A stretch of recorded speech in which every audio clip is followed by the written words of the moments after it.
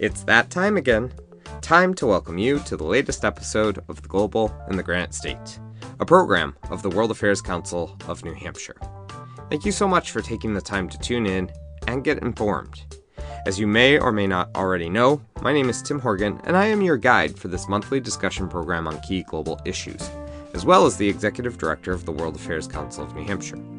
This nonpartisan, nonprofit organization has dedicated its work to acting as the platform for informed conversations.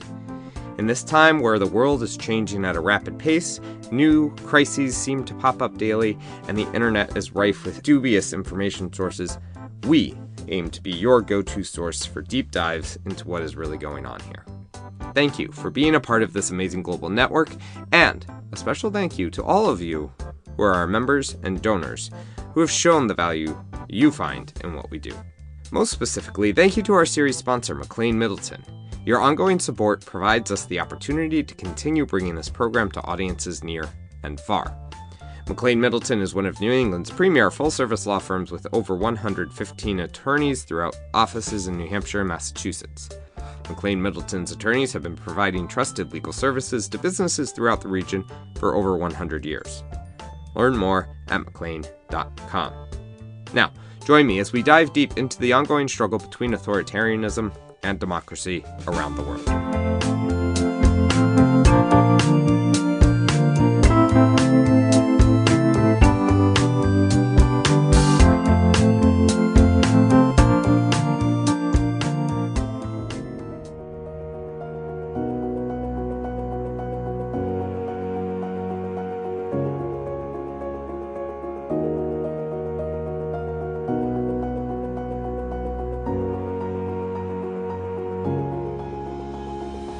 Does democracy still work in an age of high polarization, where majorities in advanced democracies can really just agree on one thing: that democracy is not working for them?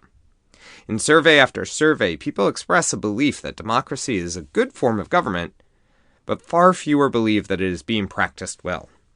There are many reasons for this, and many lessons from around the world to learn. But first, we need to level set and make sure we are approaching this conversation from the same starting point. So, let's define some key terms here, starting with what exactly is democracy? For most political scientists, it's actually a residual category, that whatever's not a democracy is an authoritarian regime, which I personally think is inherently problematic and has become a problem actually for political scientists as we think more deeply about authoritarian regimes, but it's certainly a useful starting point. That is Dr. Henry Thompson, an associate professor in the School of Politics and Global Studies at Arizona State University. He's a political economist with a research focus on economic development, authoritarian rule, and transitions to democracy. He has taught all over the world, including in England, Germany, Australia, and across the United States. As someone who has studied how and why countries transition from authoritarian leadership to democracy, Dr. Thompson provides unique global insights at this critical time. Basically, an authoritarian regime is one where governments aren't changed by elections. There's something about elections that's absolutely central to democracy. The rotation of power peacefully via elections is at the core of the democratic process, and that does not happen under authoritarian regimes. But of course, that opens a whole Pandora's box. Just because an election is not fully free and fair, does that mean we're under an authoritarian regime? Good question. There's a kind of a gray area there about what constitutes a free and fair election. The electorate, if a country doesn't enfranchise, for example, women, can it still be a democracy? That's a very good question. And a key piece of history Dr. Thompson likes to point out here is that his home country of New Zealand should be considered the first true democracy, as they gave women the right to vote in 1893. However, the counterargument could be made that the United States beat New Zealand by lowering the voting age to 18 permanently by 3 years, 1971 versus 1974. But we'll leave that debate for another day.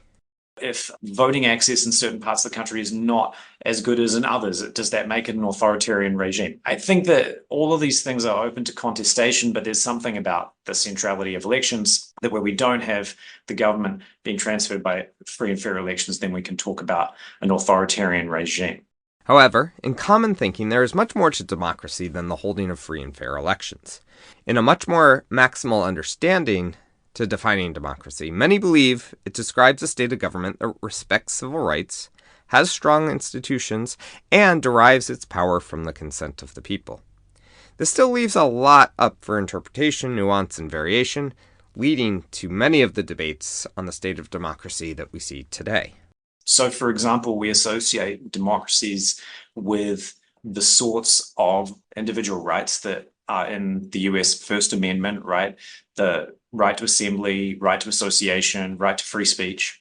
But a major reason why we associate democracies with those rights is it's impossible to really imagine a free and fair election without people being able to freely associate in political parties or interest groups, or to be able to form their opinions through being able to read or listen to different opinions. So again, I think a lot of these aspects that we associate with democracy are downstream of the electoral system, and they are oftentimes the polar opposite of authoritarianism. So we don't think that democracies are as violent towards their citizens for the simple reason that they can be kicked out of office by those very same citizens. Democracies are obviously not perfect, and there is state repression of certain groups under democracies, especially under imperfect democracies.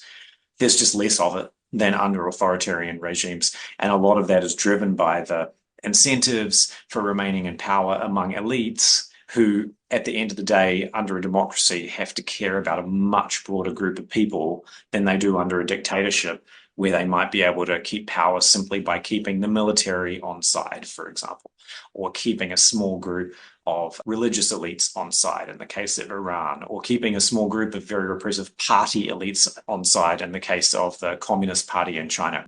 These are just different systems. So, if we are defining democracy by what it is not, let's define the differences between democracy and authoritarianism. I think that authoritarian regimes are much more likely to use repression, violence, surveillance against their own citizens. And that's something I wrote a book about recently, is about secret police agencies under communist regimes. I think that authoritarian regimes are also much more prone to rent seeking and economic arrangements that privilege a very narrow elite. That's something that's closely associated with authoritarianism, something that I wrote another book about. My dissertation was about how authoritarian regimes manipulate food prices to try and benefit small groups of elites, like urban food consumers or urban food processors and things. I could go on, right? We think that authoritarian regimes tend to be more conflict prone in the international system. They go to war more often. There are all sorts of things that are associated with authoritarianism that go way beyond the fact that they don't transfer power by elections. But what I would say about that is that we think that the fact that they don't transfer power by elections actually is part of the reason why they do all these other things, right? That they are able to privilege narrow groups of elites because they're not responsible to a broad electorate. That they're more likely to go to war because they don't bear the costs of war as much as in a democracy, when the population is likely to have to pay the taxes and to send the troops to war. That they're more likely to use repression because if you don't stay in power by elections, then how do you stay in power when there's dissent and people oppose you? Well, it's very tempting and probably quite likely that you might resort to repression as a government. So authoritarianism is this big, wide world of governments. Most governments in human history have been authoritarian, not democratic, something worth bearing in mind.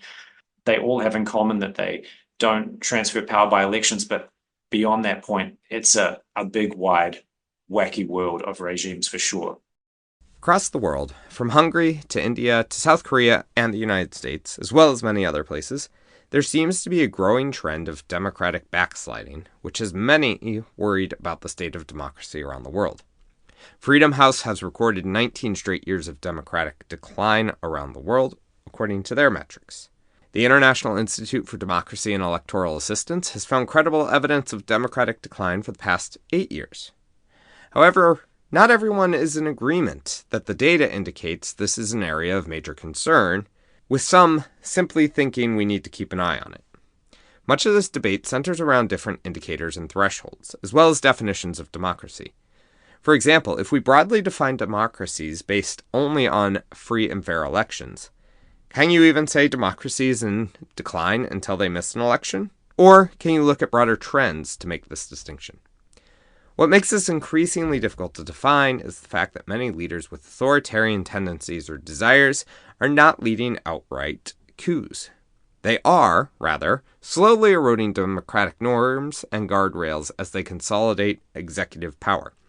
Many of these leaders want the legitimacy that democracy brings, without the checks on their ability to wield the full power of the state. So on the one hand, you can have these very dictatorial, even totalitarian regimes that describe themselves as democratic, right? So the German Democratic Republic, the People's Democratic Republic of Korea, I could go on, right? These have been some of the most repressive and closed political systems in history. And the whole use of the word democratic is somehow maybe aligned to their communist ideology, right? Because we're a communist government, we're the government of the people, therefore we're democratic. There's that whole world of regimes, which luckily is mostly disappeared. But on the other hand, there's a whole raft of regimes and a very large number of regimes that political scientists would call either electoral autocracies, meaning governments that are definitely autocratic, but they have elections, or they would call them illiberal democracies, meaning that we still think that they're democratic, that the elections probably determine who wins, but the elections are very imperfect. So that actually represents a pretty broad swathe of the world's regimes. Yes, some dictators do like to have the name democratic, and that's one thing. But if you had an election in North Korea or the elections they had in East Germany, they were actually meaningless, right? Meaning that they were sort of a rubber stamp in a way. The parliament that was elected was a total joke and power was concentrated at the very top. And there was no way that this regime was going to allow the general secretary of the Politburo to be elected by a popular vote. It just didn't happen. That is one thing, but another thing is to have an election, a national election, that even formally, according to the rules, might actually determine the government. This is the sort of illiberal democracy that I was talking about, that formally you have an election that determines the government, like in Malaysia or in Russia, for example. But the problem is that the process by which the election is run is so flawed that there's intimidation of candidates, that there's outright fraud, there's intimidation of voters, there's all sorts of issues maybe with the Electoral Commission that mean that we can't trust the results. So yeah, it's a democracy, but it's very, very flawed. And then we have these other regimes, the electoral autocracies, which are quite interesting because they might actually allow very free and fair elections. And they might even have quite an interesting parliament with all sorts of parties represented. But the problem is that they don't determine who makes policy and they don't determine the government.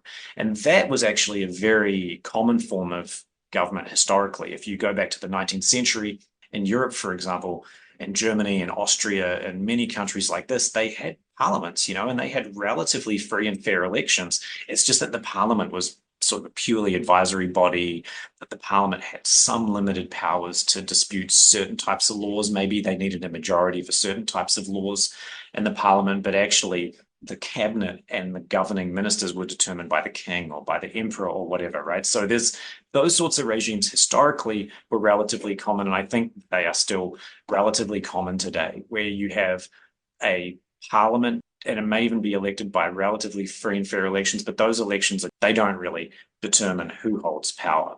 And this brings us to an interesting insight, perhaps, on why so many people still believe that democracy is a good thing, but have little faith that it is working for them.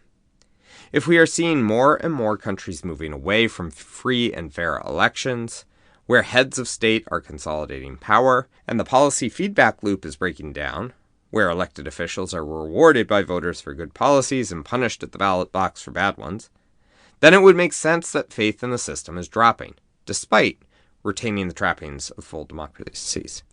However, if these leaders are not interested in holding free and fair elections, take Vladimir Putin as the poster boy for this, why do they continue to even hold elections? There's a lot of interesting research about this. Personally, I've done more historical research on the German parliament in the 19th century, right? Why did they bother having these elections, quite elaborate elections, after Germany was unified in the 1870s? And the reason was they thought that they could co-opt the broader society into supporting the monarchy, which was an authoritarian regime. They thought they could co-opt them by having a parliament, let them have a vote, let them have political parties, and they will be loyal to the authorities, right? And they weren't really right. Immediately or almost immediately, the biggest party was the Social Democrats. They were quite radical leftists, probably by today's standards, but they were certainly Democrats. They wanted democratic reform. So one thing is you think you can bring groups in to support the regime. You give their leaders nice parliamentary positions, you give them salaries, you give them offices, you make it all very nice, and maybe they end up supporting the regime. It's definitely a viable strategy, and I think a lot of regimes still do that today. Venezuela holds a really interesting insight into a lot of what we're talking about here in terms of moving away from democracy and sliding into authoritarian leadership. In the 1970s, Venezuela was considered a vibrant democracy and one of the wealthiest nations in South America, although with some serious underlying problems. Jump ahead to 1992, and Hugo Chavez, a young military leader, attempted to overthrow the democratically elected government. He and his supporters were able to storm the presidential palace and many other government institutions. However, the country came together to end the coup and restore democracy in a matter of days. Chavez, along with his co-conspirators, were shipped off to prison awaiting trial for 2 years before charges were dismissed. Then, in 1999, he assumed power through election and kicked off a raft of reforms which slowly increased his own power until his death in 2013, when his handpicked successor, Nicolas Maduro, takes over. Interestingly enough, Maduro continues the practice of holding periodic elections, which in the end undermines his legitimacy, as he does not co-opt the electorate in the same way Chavez was able to. He still remains in power today, but has had to drop many of the claims to democratic legitimacy. However, there remains another reason why authoritarian leaders, or those with authoritarian tendencies, like to still hold elections, when they can. Another, maybe more profound issue with dictatorship is what they call the dictator's dilemma, which is that they don't know much about society. This is this interesting phenomenon that we think of dictators as being all-knowing and all-powerful, but actually, at the end of the day, they know less and are less powerful because they know less because they don't have elections and because everyone is scared to tell them what they really think about them and their regime, and they don't have freedom of speech to say what they really think anyway, right? So they have less information, and they often have very little power. We think of someone like Vladimir Putin as being very powerful and exercising all this control, but people like Vladimir Putin worry a lot about their fellow elites, about being toppled, because there is nothing stopping their elites from removing them apart from their own personal power and their control of violence and things. And so the dictator, in some people's analysis, they use elections as a way of gathering information. If you allow opposition parties to contest elections, they will contest on the issues that people care about. They'll be able to solicit support. You'll be able to gauge support. And maybe as a government, you even do some of the things that they propose, but you don't do it because you're a Democrat. You do it in order to stay in power. And there's a great book by a woman called Lisa Bladis about Mubarak's Egypt, where she argues exactly this point, that Mubarak was using elections as a very complicated way of soliciting information about the population. I think another major thing that is sometimes overlooked in the more theoretical political science literature is that dictators use parliaments because they're there, right? If you were a post-colonial dictator in Africa, Southeast Asia, many countries, there was a parliament when you came into power, right? The British or the French or whoever, they'd set up a parliament. So what are you going to do? Are you going to shut it down? No, it's there. You may have even sat in that parliament. It's an institution that you know how to manipulate, you know how to work with. So the parliament is there, so you use it to your own devices for whatever reason. Hopefully, this is giving you a good overview of what to look for when assessing for yourself whether a country is democratic, authoritarian, or somewhere in between. With more and more countries inhabiting the space in between, it seems important to understand the mechanisms and processes that countries see as they slide back towards more authoritarian tendencies. As mentioned earlier, this is no longer an all-at-once approach to ending democratic rule, despite seeing several coups in the Sahel region of Africa, but rather a slow process where many might not even see their democracy is slipping away. There's historical divide in the way that democracies tend to regress or slide back towards dictatorship, because historically, right, and especially in Europe, we think about Europe in the 30s, where not only Germany, but also Italy, Spain, Poland, Romania, Bulgaria, lots of countries, Czechoslovakia, they were very young democracies after the First World War, and many of them slid back into dictatorship. And there were also many regimes in the 60s and 70s and post-colonial Africa and Latin America that maybe were imperfect democracies, and they also slid back into dictatorship in the 50s and 60s. And a lot of those transitions were quite sudden. Hitler is elected chancellor in 1932. By early 1933, he has passed the so-called Enabling Act, an Emergency Powers Act, and he's the dictator of the entire country because Hindenburg, the president, was either duplicitous or naive or stupid enough to sign it. In Spain, Franco leads a civil war, right? There's a civil war that leads to the collapse of Spanish democracy, such that it was. In Poland, there's a military coup. The Piłsudski, the military sort of general who's leading Poland, he accumulates power himself. Similar things happened in Latin America and places like Chile is obviously probably the most famous one, Pinochet's coup against Allende, but not dissimilar things happened in Brazil, Argentina, and even in Turkey, there were repeated military coups where the military felt repeatedly compelled to step in because they saw themselves as a guarantor of actually secular government against moves towards Islamic government. So historically, there tended to be quite sudden moves, often by the military or military-aligned elites. Today, people talk more about what they call executive aggrandizement, which is the slow erosion of democratic norms and principles and things that might be even more related to the rule of law and other things like that by an executive who has been elected and may even continue to win elections. And this is the critique of Viktor Orban and Hungary, but of course the much more extreme example is in Russia, where Russia was certainly a very imperfect democracy in the 1990s under Boris Yeltsin. But Putin, who won 2 elections before he sort of handed off power to Medvedev and then took power again later on, he was elected, right? Putin won these elections, at least the initial 1 or 2 were relatively free and fair.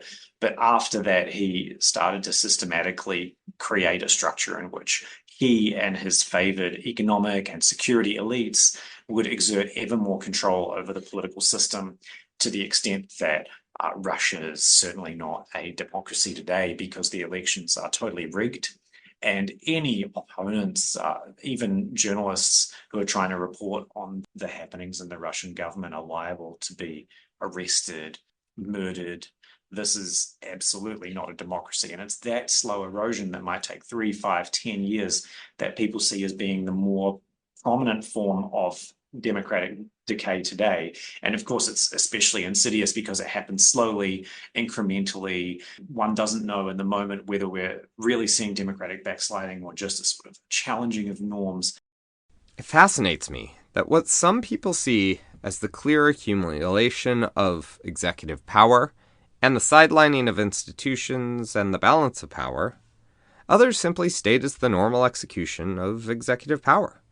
In Israel, for example, massive protests and counter-protests were staged over the government's proposal to rein in the power of the courts, where the Netanyahu government saw them as too limiting on his own power as prime minister. Jair Bolsonaro was cheered by his supporters as he attacked the legitimacy of the Supreme Court, while others feared the end of democracy in their country.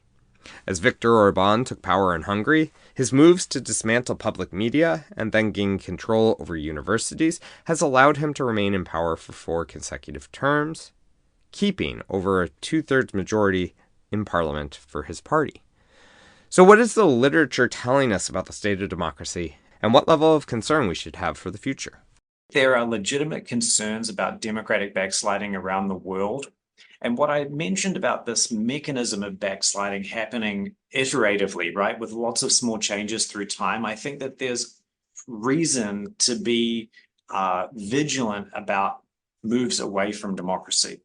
But I'm also a little less maybe alarmist than some of my colleagues, because I think that a lot of what we're witnessing is On the one hand, a lot of the low-hanging fruit for democracy is honestly already being harvested. The third wave involved the transition to democracy of many, many countries that probably should have been democracies anyway, right? When we think about countries in Eastern Europe, they had a historical experience with democracy. They were relatively economically developed. They were close to other rich, influential democracies.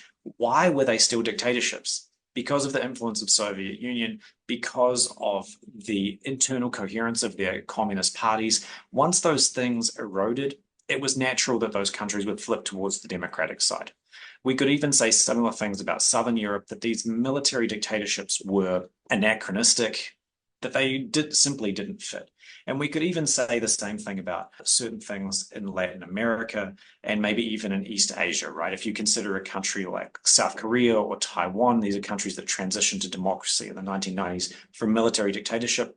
They were also very rich by global standards, and they had been under the strong influence of the United States, a democratic, capitalist, liberal power. So I think that we saw a lot of transitions to democracy at a critical moment of cases or countries that all had a lot going for them as democratic states. So a lot of that low-hanging fruit is gone, and democracy has got harder work to do in cases like Malaysia, for example, a case that I know reasonably well, that has also been an imperfect democracy for a very long time and remains a very imperfect democracy and quite entrenched in that system. It's hard to see how it could move forward. Thailand would be another case, right? A country that has had repeated shifts back and forth between quite democratic and military rule, and that just seems to be part of its history. Those cases are going to be difficult to pick up, so to speak. To put those points on the board is going to be more difficult than Poland in 1991. So I think that that's one of the struggles that democracy has out there in the wider world in terms of the global perspective of democracy, that there's not as much hope for that. But that doesn't mean that democracy is on the back foot necessarily. It means that it's just done very well in the past. This can help us understand why democracy is not moving forward at the same rate, if at all, across the globe. But what about the areas where democratic backsliding is actually happening? The more overt backsliding in places like Turkey, Russia, Hungary, Venezuela, those things have happened. I mean, those are dramatic shifts. And I think that they need to be recognized for what they are, right? That they're dramatic setbacks for the fate of democracy globally that have not been counterbalanced by other countries that have moved towards democracy. That is simply the case. When we come then to more rich established democracies, like concerns about democratic stability and erosion in places like the United States and places like Poland, I think the story is very mixed and calls really sort of for vigilance, but not alarmism. I think that people have to bear in mind this model of how do countries backslide. It's these iterative changes in terms of this executive aggrandizement, etc., and watch out for these sorts of threats.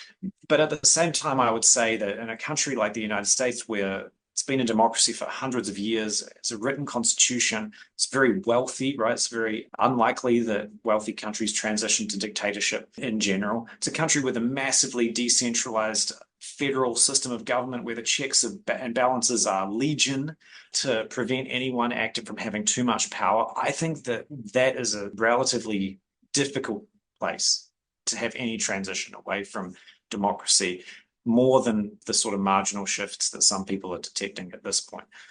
So for me, the picture of global democracy is relatively healthy in the long historical view, if we take the view of 150 years. But there's been a stagnation. There's been some setbacks that have not been balanced by countervailing trends and big successes of transitions to democracy. We don't have many of those to point to these days.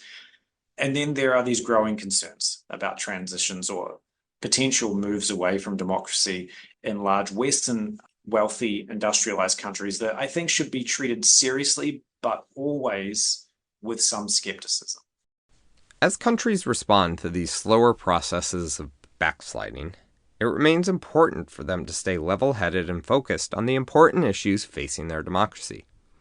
While it can sometimes be tiring to keep up with it all, to utilize your voice for everything you care about, and even provide critical financial resources to community groups who support your interests, it is vitally important to stand up and make your voice heard. Even if democracy is defined minimally by the holding of elections, that does not mean you only get to exercise your voice every 2 to 4 years. Democracy is a living, breathing entity and needs constant care and attention. Now, wherever you are listening from, if you are concerned about the state of your democracy and where things are headed, it can be helpful to remember that countries have also transitioned away from authoritarianism in the past.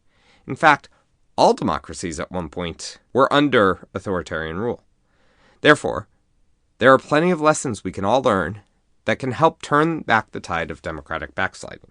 Yeah, we used to be much more interested in that question, which was a way more positive and uplifting topic, which was why democracy had spread so widely around the world sort of since the 1970s, including obviously the collapse of military dictatorships in Southern Europe, including Franco-Portuguese military dictatorship, Greece in the 70s, but then spreading obviously also far and wide into Latin America, into Eastern Europe, Soviet Union. I could go on, right? There was what was known as the third wave of democracy starting around 1970, 1975 that had all these effects. And we had quite good understanding of those processes, and a lot of the determinants were economic. There's a very strong correlation, even to this day, between democracy and GDP per capita. It's not clear whether rich countries become democratic or whether after becoming democratic, for some other reason, democracies just don't become dictatorships again. But in any case, there's a strong correlation. And a lot of that we think has to do with the rise of a middle class that challenges authoritarian elites essentially for political power to guarantee its own status, because they fear either their economic or their political status being reversed under an autocratic system. And so they demand democracy as a guarantee for those sorts of status and privilege, but also maybe also for broader things around the rule of law that apply to the whole country. I want to jump in here to add a little context, as a recent study has pointed to the effect that income inequality has played in recent global backsliding. The study also tied increased income inequality to political polarization. These trends are found both on the political left and the right, where each side has its own scapegoats for economic grievances that they prey on. Leftist leaders will blame corporations and economic leaders, while right-wing leaders tend to blame immigrants and outsiders. While economic inequality is only one driving factor, solving this issue will help alleviate other issues, such as political polarization and grievance politics. However, there are all sorts of other circumstantial things that seem to lead to transitions to democracy. Military dictatorships that are humiliated in war, right, are liable to collapse into factionalism and could experience so much instability that they transfer into a democratic regime. I think another big thing is the influence of democracy as a norm and the pull of democratic countries around the world. For example, there's a good reason, I think, why most Eastern European countries in 1989, after their communist dictatorships collapsed, didn't become military dictatorships or other types of dictatorships. And it's because of the pull and the example of democratic capitalist Western Europe as a success, and also, obviously, the European Union's efforts to stabilize and promote democracy in its near abroad, which I think have been a huge success. So there are a lot of different push and pull factors leading countries to become more democratic. And what's kind of worrying about some of them today is that we don't see them as strongly, right? We don't see such strong economic growth in a lot of middle-income countries. As we wrap up here, I think the idea that the example democracies set for other countries is quite a powerful one. This is why China and Russia, as well as others, want to continue to promote their theory that the democratic West is in decline and that their own form of government is superior. The idea of making the world safe for democracy by shoring up the group of nations that are democratic is a solid one. We see countries that want to make the transition to democracies learn from and draw inspiration from other democracies. And we see leaders of democracies who want to consolidate their own power, learning from those who have already gone down that path. Therefore, it is important that we not only care about the state of democracy in our own countries, but in democracy around the world. I think there's something to it for the reason that I mentioned before, which is that there's a certain example that especially successful, economically prosperous, and stable democratic countries that they set for other countries. And so I think that being concerned and engaged about your own democracy at home is certainly the obligation of any citizen in the US or any other country, but also being realistic about the strengths and weaknesses of your own democracy, how it works, acknowledging that division and partisanship and even overt political conflict is part of democracy, that's something we have to accept, that people disagree. We're not supposed to be presenting some model of consensus to the world and orderliness of democracy. That's not how it works. And nonetheless, we accept that our side doesn't always win, but on the whole, the country over time does very well. I think that's an important message for people to get out there to the world, not only because it promotes democracy abroad, but because democracy abroad is in the interests of the United States and other democracies as well. And there's, of course, the familiar argument about the democratic peace, that democracies don't go to war against one another. And I think that there's something to that. But I think that perhaps more importantly these days, hopefully, because I don't think there's much likelihood of the US going to war against France or even Mexico or any other democracy, I think that the stable democracies and the rule of law lead to prosperity. They lead to scientific and cultural and artistic developments that cross-fertilize. We all become wealthier if one country becomes wealthier. The tech boom in the United States over the last 20 years, 25 years hasn't just benefited the United States, has benefited everywhere in the world. Cultural developments, obviously scientific developments that are promoted by democracies spill over into other countries in unpredictable ways, but they tend to lift all boats. We need to be aware that we're not just out here alone in our own national democracies, but that we are learning from other democracies in many different ways, and they're learning from us, and that's a good thing. It's often a messy process, but it's a good thing, I think, overall, and enriches all of our lives in a way that if we closed ourselves off and just cared about our own democracies, I don't think it would be quite the same. So, while you may be concerned about the state of democracy in your own country, wherever in the world you are living, remember that you have a role to play in moving the conversation forward. No matter if your democracy is eroding, backsliding, or perhaps growing, it is important to remain involved in the system, utilize your voice to push for change, and learn from others around the world who have done this work successfully in the past. Grievance, apathy, and polarization are the tools authoritarians utilize to amass their own power at your expense. In most cases, the solutions that authoritarians offer may sound good, but they do not make the lives of everyday people better, and the downfall of civilization as we know it should not be viewed with excitement. No matter where things go, you must meet the moment and leverage the need for democratic legitimacy that many of these authoritarian leaders crave to your own advantage.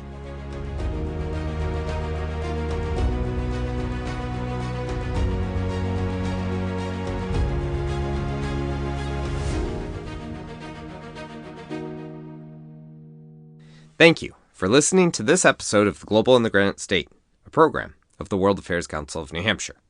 We appreciate your interest and engagement with this program, as the seeds of global change are incubated in the community conversations each one of you holds. Thank you again to all of our members, donors, and sponsors who make our work possible. Please consider joining the World Affairs Council of New Hampshire's membership or donating to our organization today by visiting wacnh.org. As always, Tim Horgan is the producer, director, researcher, audio engineer, editor, fact-checker, talent manager, and overall visioner for this program. Our theme music remains Admin by A.A. Alto, and our interlude music is Epic Battle by Good Day Story. Until next month.